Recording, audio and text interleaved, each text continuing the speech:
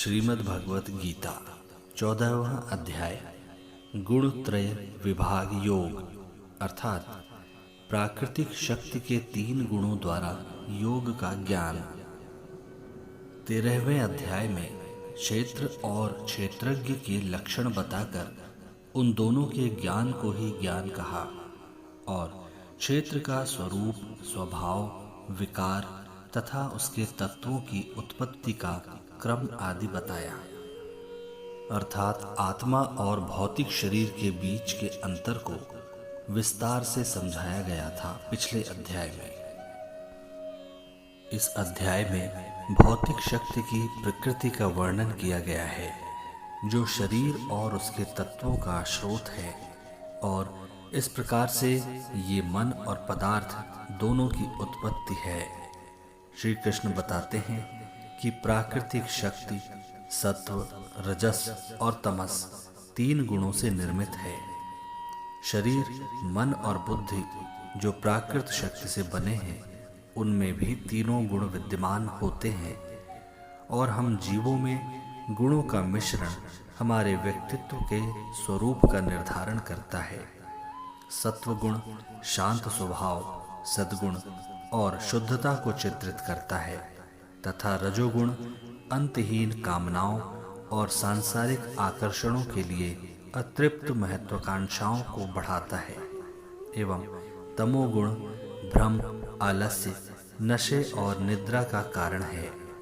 जब तक आत्मा जागृत नहीं होती, तब तक उसे प्राकृतिक शक्ति की प्रबल शक्तियों से निपटना सीखना चाहिए। मुक्ति इन 3 गुणों से परे है। इसके आगे श्री कृष्ण इन 3 गुणों के बंधनों को काटने का एक सरल उपाय बताते हैं। परम शक्तिशाली भगवान इन तीनों गुणों से परे अर्थात गुणातीत हैं।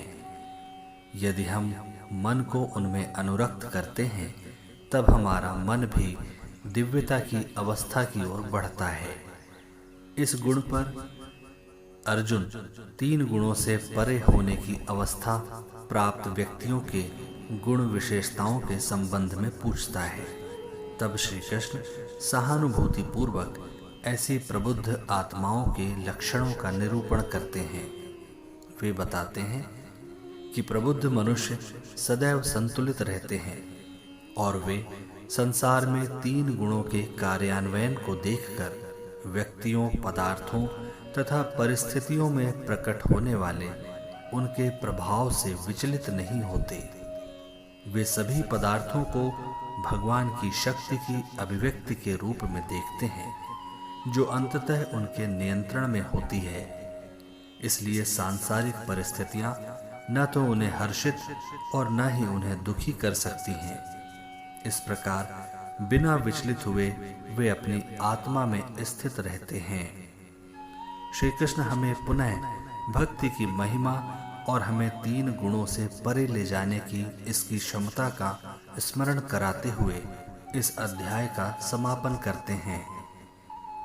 अध्याय के आरंभ में परमेश्वर कहते हैं, अब मैं पुनः तुम्हें श्रेष्ठ ज्ञान के विषय में बताऊंगा, जो सभी ज्ञानों में सर्वश्रेष्ठ है और सभी ज्ञानों का परम ज्ञान है, जिसे जानकर सभी महान संतों ने परम सिद्धि प्राप्त की है। वे जो इस ज्ञान की शरण लेते हैं, मेरे साथ एकीकृत होंगे, और वे सृष्टि के समय न तो पुनः जन्म लेंगे और न ही प्रलय के समय उनका विनाश होगा। हे भरतपुत्र, सभी भौतिक पदार्थ प्रकृति गर्भ है। मैं इसी को जीवात्मा के साथ गर्भस्थ करता हूँ, जिससे समस्त जीवों का जन्म होता है। हे कुंती पुत्र, जिसमें सभी प्रकार की जीव योनियां जो जन्म लेती हैं, उनकी भौतिक प्रकृति गर्भ है, और मैं उनका बीज प्रदाता जनक हूँ। हे महाबाहु अर्जुन, प्राकृतिक शक्ति सत्व, रजस और तमस 3 गुणों से निर्मित है। ये गुण अविनाशी आत्मा को नश्वर शरीर के बंधन में डालते हैं। इनमें से सत्व गुण अर्थात अच्छाई का गुण अन्यों की अपेक्षा शुद्ध होने के कारण प्रकाश प्रदान करने वाला और पुण्य कर्मों से युक्त है। हे निष्पाप अर्जुन, ये आत्मा में सुख और ज्ञान के भावों के प्रति आसक्ति उत्पन्न कर उसे बंधन में डालता है। हे अर्जुन, रजोगुण की प्रकृति मोह है। ये सांसारिक आकांक्षाओं और आकर्षणों से उत्पन्न होता है और आसक्ति के माध्यम से आत्मा को कर्म के प्रतिफलों में बांधता है। हे अर्जुन, तमोगुण जो अज्ञानता के कारण उत्पन्न होता है और देहधारियों जीवात्माओं के लिए मोह का कारण है, ये सभी जीवों को असावधानी, आलस्य और निद्रा द्वारा भ्रमित करता है। सत्वगुण सांसारिक सुखों में बांधता है। रजोगुण आत्मा को सकाम कर्मों की ओर प्रवृत्त करता है और तमोगुण ज्ञान को आच्छादित कर आत्मा को भ्रम में रखता है। कभी कभी सत्वगुण रजोगुण और तमोगुण को परास्त करता है और कभी कभी रजोगुण सत्वगुण और तमोगुण पर हावी हो जाता है और कभी कभी ऐसा भी होता है कि तमोगुण सत्वगुण और रजोगुण पर हावी हो जाता है। जब शरीर के सभी द्वार ज्ञान से आलोकित हो जाते हैं तब इसे सत्वगुण की अभिव्यक्ति मानो। जब रजोगुण प्रबल होता है तब हे अर्जुन, लोभ, सांसारिक सुखों के लिए परिश्रम, बेचैनी और उत्कंठा के लक्षण विकसित होते हैं। हे अर्जुन, जड़ता, असावधानी और भ्रम ये तमोगुण के प्रमुख लक्षण हैं। जिनमें सत्वगुण की प्रधानता होती है वे मृत्यु पश्चात ऋषियों के ऐसे उच्च लोक में जाते हैं जो रजो और तमोगुण से मुक्त होता है। रजोगुण की प्रबलता वाले सकाम कर्म करने वाले लोगों के बीच जन्म लेते हैं और तमोगुण में मरने वाले पशुओं की प्रजातियों में जन्म लेते हैं।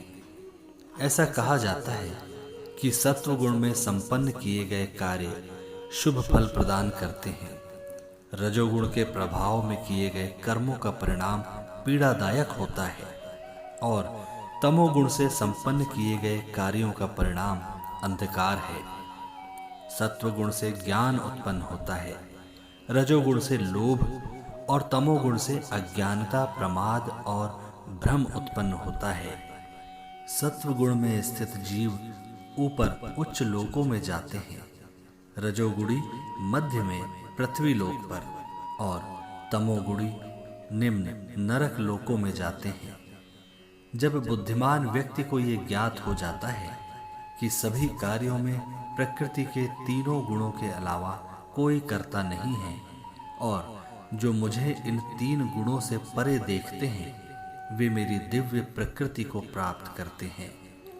शरीर से संबद्ध प्राकृतिक शक्ति के तीन गुणों से गुणातीत होकर कोई जन्म, मृत्यु, रोग, बुढ़ापे और दुखों से मुक्त हो जाता है तथा अमरता प्राप्त कर लेता है। अर्जुन ने पूछा, हे भगवान, वे जो इन तीनों गुणों से परे हो जाते हैं उनके लक्षण क्या हैं? वे किस प्रकार से गुणों के बंधन को पार करते हैं?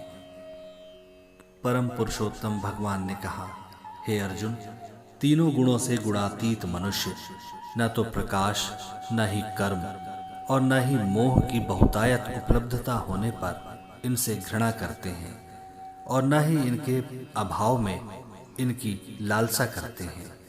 वे गुणों की प्रकृति से तटस्थ रहते हैं और उनसे विक्षुब्ध नहीं होते। वे ये जानकर कि केवल गुण ही क्रियाशील हैं, इसलिए वे बिना विचलित हुए आत्म स्थित रहते हैं।